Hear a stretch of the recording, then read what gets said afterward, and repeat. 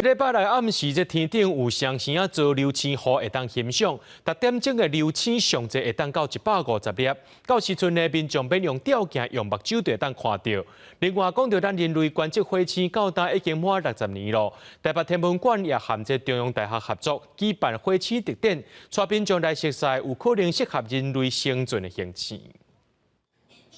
一瞬一瞬白色的光飞过天顶，这是过去上制造流星雨的画面。台北天文馆表示，民众若想要看流星雨，就要把握这礼拜六暗时10点到礼拜天要拍曝光这段时间，通看到今年流星数量上侪的上制造流星雨。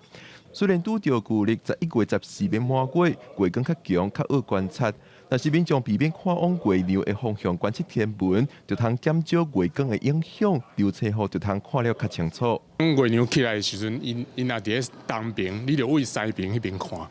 安尼就袂较袂去用月亮干扰到啊。上济的时阵一点钟应该有100多粒，也毋过受到迄月亮的干扰哦，差不多会减半。另外，人类观测火星自1964年美国的水手4号太空船传登来火星表面的相片开始，到达已经满60年。为着要让民众愈熟悉火星，天文馆嘛甲中央大学合作办展览。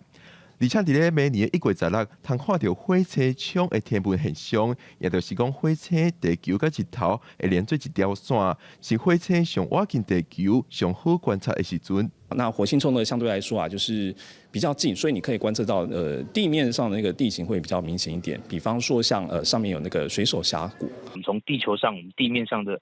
望远镜，甚至是在太空中的太空望远镜，它所捕捉到的一些火星的影像，还有观测结果，是想利用这样的方式去展现说这个火星这个星球的特色。这个火星特别展览，除了通用看的，也有火车车操作，甲融入虚拟实境的 AR 体验，嘛会帮旅行到火星的导览活动，望互民众通以互动的方式，入捌火星甲宇宙的奥妙。